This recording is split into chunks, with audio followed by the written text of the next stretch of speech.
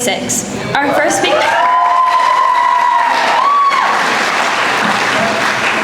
speaker today is Gaines Thomas.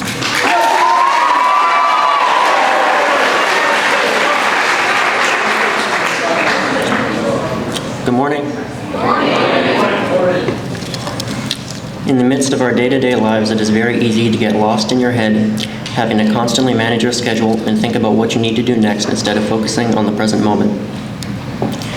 We spend so much of our time checking emails, working, or worrying about the future that we don't or can't give ourselves a small moment during our busy lives to stop the constant flood of thoughts in our heads and appreciate the good things that we have in our lives, whether that be a smell that you like, a taste that you like, a beautiful sight you want to admire, or being with an individual that you love.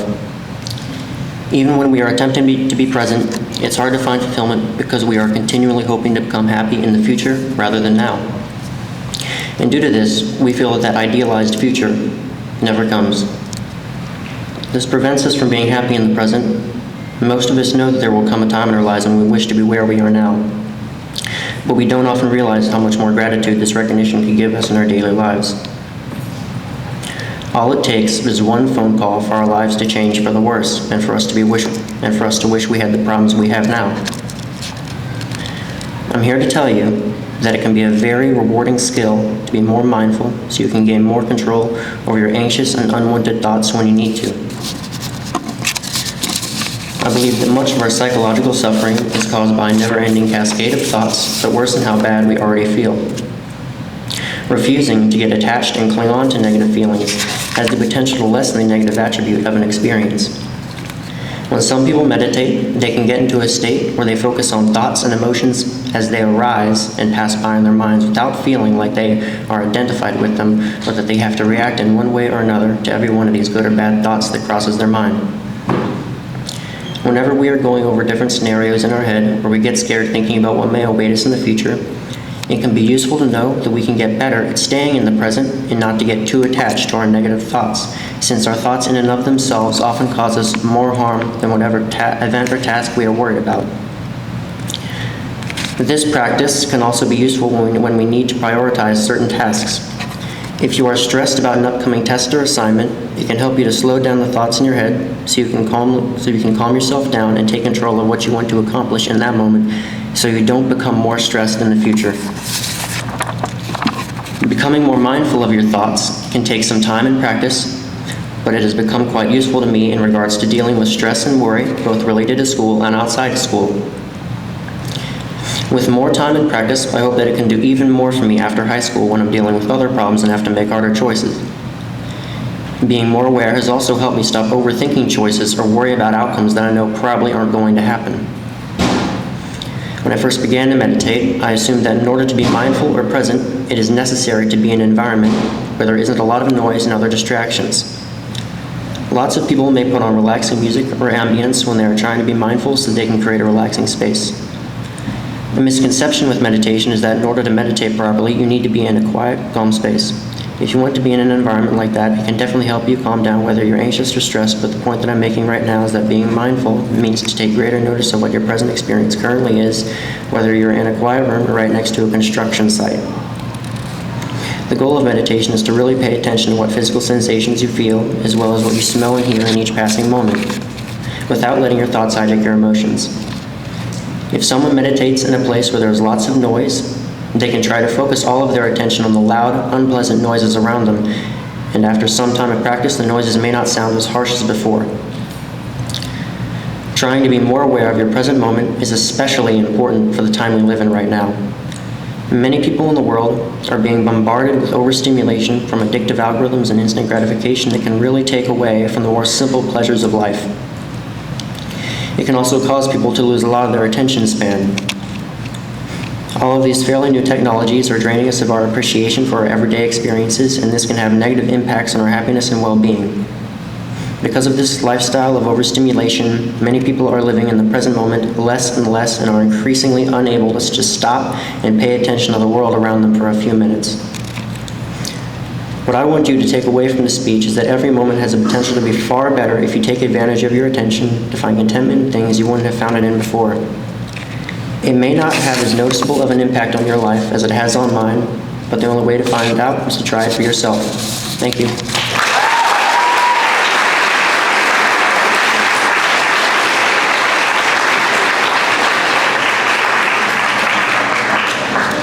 Our second speaker today is Abby Mobley. Abby will be introduced by her uncle, Max Schwab.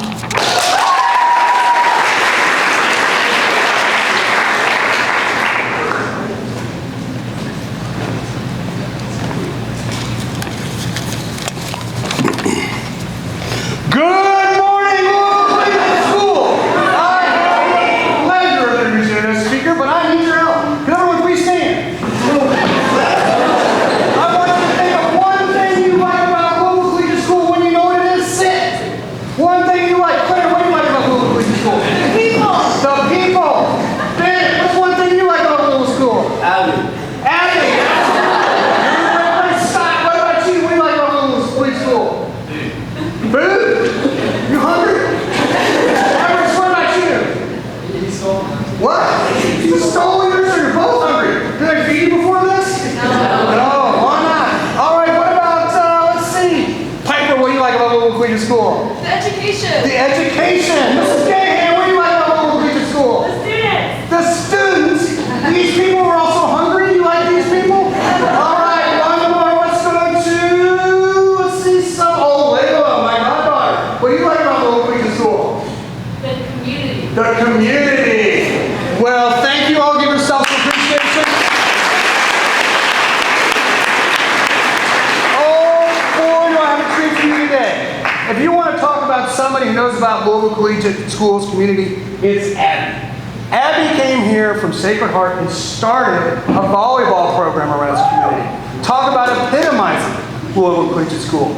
You want to talk about someone who's hungry. Abby's probably starving right now. Waiting for her dumb uncle to get off the stage. You want to talk about education. Abby embodies education. She studied so hard, especially her junior year, to get as much knowledge as she could. She is exactly what Louisville Collegiate needs, and today she's going to tell you something personal about herself, that when you listen to her, I think you'll walk away with a little bit more insight about how we can learn from our mistakes. On a personal note, I've held Abby in my hands when she was a young child.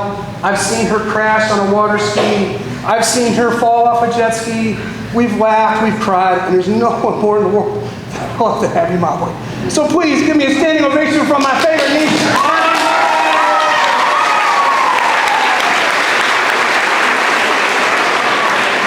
Thank you, Uncle Mac. That was awesome. Okay.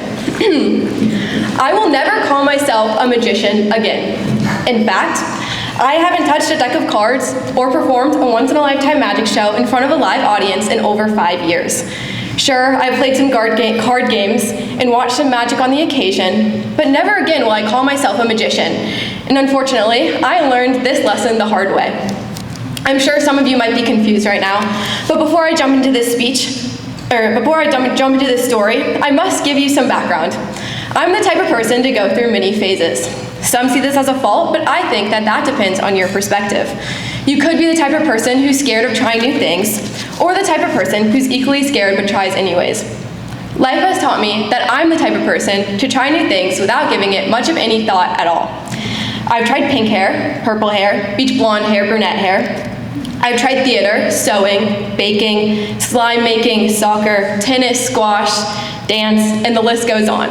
But to date, the least favorite thing that I've ever tried was being a magician. Now this brings me to my summer camp talent show year 2020. This was my 4th year at camp, and because it was in New Hampshire, nobody knew who I was, where I went to school, who my friends were, or what I was good at. This led me to 2 conclusions. First, being able to openly try new things. And second, my only distinctive quality was being known as the girl from Kentucky who supposedly didn't wear shoes and rode horses to school. I thought to myself that the only way to combat being known as just the Kentucky girl was being known for something else, something extravagant. So naturally, I chose magic, and my magician phase was born. I practiced every second of free time I had in those 2 weeks. I went around learning card tricks and teaching myself mechanisms, and by the end of camp, I entered the talent show. I perfected my 3 favorite tricks from all the ones I had learned, and I was ready. However, I failed. However, I didn't stop to think that I had never been on stage before and that there were going to be around 300 people watching it. I also failed to take into account that maybe performing three magic tricks on an empty table, on an empty stage, without a microphone or a camera, might not be the most appealing talent. Regardless, I stepped up on stage and signaled to my assistant that I was ready for my first trick, and I laid out my cards. All of a sudden, reality hit me, and I looked up to see the audience sitting there silently in anticipation for what was to come. Unfortunately for them, nothing was to come. I laid out my cards, and I was so nervous that I laid out my cards incorrectly and got my first trick completely wrong. Oh well, I thought. I have 2 more tries to prove myself, so I continued. I set up my second trick with a lump in my throat and shaky hands, and you know what? I got it wrong. So picture this, an awkward 12-year-old girl with pink hair standing on the stage during her magic act, staring at the audience, and the audience staring back silently, neither knowing what to do next. Do you even think she would attempt her third trick? Of course! I laid out my cards for the 3rd time and to nobody's surprise, messed up. With my entire act completely wrong, I walked up the stage to a pity applause and defeat. At that moment, I thought I had hit rock bottom and that I would never be able to recover. That's when I remembered 2 things. 1, I would never have to tell anybody about this story. And 2, anybody who witnessed this happen would never be able to find me in the deep south of the foreign land of what they called Louisville. Well, shockingly enough, 5 years later, I'm up here in front of my entire community in eerily similar circumstances. I'm alone on the stage staring at all of you, but instead of doing my magic, I'm telling you about it. I want this story to be inspiration for you to try new things. I tried and I failed at magic. I didn't die or get laughed and pointed at. I didn't get booed off the stage, and I didn't lose all my friends. In fact, at camp, when I thought all of those things were going to happen to me, I was embraced with love, we packed our bags, and we moved on. While some might call my story embarrassing and sad, I've never reflected and wish it didn't happen. Today, I can look back at what the talent show taught me. It taught me that nobody cares or thinks about my mistakes as much as I do. It took me a long time to stop associating the word with such negativity, but when I did, mistakes were no longer foreign and scary. They fuel me to do better in every aspect of my life. Making a mistake no longer makes me want to quit and give up, but instead focus on what I'm doing wrong and work towards improvement. So, if you get a bad grade, take feedback and move on. If you make a joke and it doesn't land, laugh at it yourself. And if you find yourself on stage performing an act, whether it be a musical, a play, or just a talent show, remember that the show must go on. So now you understand why I've never blessed anyone with the grace of one of my great magic shows. I must say that this story is not to discourage you from trying magic or entering a talent show, but it is to challenge us all to trying new things, to be open to failure, and to be open to persevering when things get tough. Next time you make a mistake, remember that it happens to everyone. It happens to me all the time. It happens to my teachers, it happens to my family, it happens to my friends, and it will happen to you. I like to think that the bigger the mistake, the better the story. I did succeed at my attempt as no longer being known as the Kentucky girl who lived on a farm with 5 cows, because now I was the girl who tried and failed at being a magician, and that's something I'm okay with. And to my lovely parents and friends who've never heard this story before, I choose not to relay any more details or answer any follow-up questions. Thank you.